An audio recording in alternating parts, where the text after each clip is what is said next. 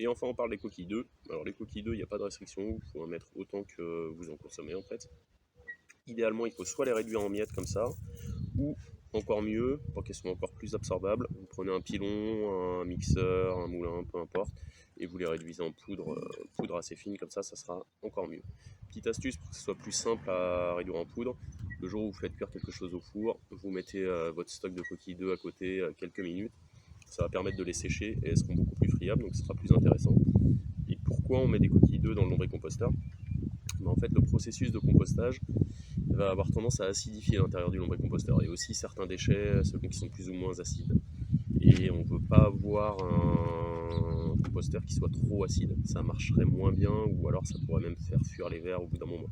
Donc on met les coquilles dedans, ça va permettre de tamponner cette acidité naturellement.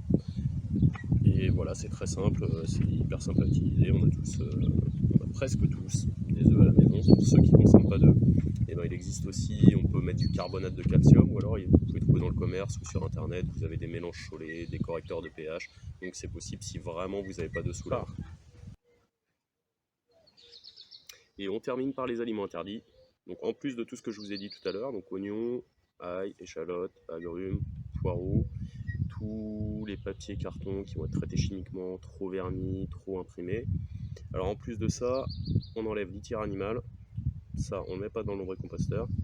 On enlève viande et poisson, parce que là vous allez avoir des odeurs très rapidement et c'est pas ce qu'on cherche. On enlève aussi les matières grasses, huile, plat en sauce, ça n'a pas sa place dedans. Et on enlève aussi naturellement les plastiques, mais quand je dis plastique, je pense plus particulièrement à tout ce qui est sac censé être biodégradable que vous allez retrouver dans les supermarchés, rayon fruits et légumes. Donc vous avez un petit logo dessus, OK Compost, OK Compost Home, OK Compost industriel.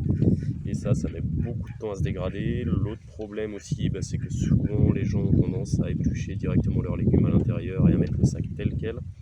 Et là, vous n'allez pas avoir de processus de dégradation, en fait. Il ne va pas être en contact avec l'écosystème. Du coup, ça va pourrir, ça va faire des odeurs. Donc tout ce qui est sac en plastique, biodégradable, on oublie. Maintenant, petite nuance par rapport à ces aliments interdits. Si vous avez déjà une première expérience en lombricompostage et que vous voulez essayer de faire des tests, aller un peu plus loin, vous pouvez tout à fait essayer de mettre un petit peu d'oignon, un petit peu d'ail. En fait, si vous arrachez juste les pelures comme ça, si c'est juste pour mettre le petit bout que vous coupez ici, il n'y a pas de souci, que ce soit avec l'oignon, l'ail, l'échalote, vous pouvez essayer d'en mettre en petite quantité d'abord. Vous voyez si ça marche. En général, ça marche si c'est vraiment en faible quantité. Idem pour le poireau, si c'est juste pour couper le bout ici, plus quelques fils, vous pouvez faire des essais. Après, si vous êtes du genre à couper la moitié du poireau, évitez quand même de le mettre dedans. Et également concernant les litières animales, en fait on peut voir qu'il y a deux types de litières animales. Vous avez les litières minérales, ce qui va se présenter souvent sous forme de petits cailloux blancs, de petits cailloux calcaires. Et ça, on ne peut pas le mettre dans le lombricomposteur. Par contre, si vous utilisez une litière, je dirais, organique, donc à base de foin, de paille, éventuellement des petits copeaux de bois, vous pouvez aussi essayer de le mettre à l'intérieur. Si c'est les 3 crottes de lapin de la semaine avec un petit peu de paille, normalement ça passe, il n'y a pas de souci. Encore une fois, question de mesure, on ne vide pas une litière tous les jours, ça n'aura pas le temps de se dégrader, ça va être un peu trop, mais vous pouvez faire des essais. Et c'est d'autant plus intéressant qu'après on peut en discuter éventuellement dans les commentaires, avoir le retour d'expérience de chacun, voir ce qui marche, ce qui marche pas, ce qui marche, et puis dans quelles conditions ça marche aussi. J'espère que cette vidéo vous aura intéressé. On se retrouve très prochainement pour faire un petit comparatif entre Ezena Fetida et Dendros, et je vous expliquerai pourquoi moi j'utilise le Dendros et pourquoi à mon avis il est intéressant de l'utiliser en lombricompostage.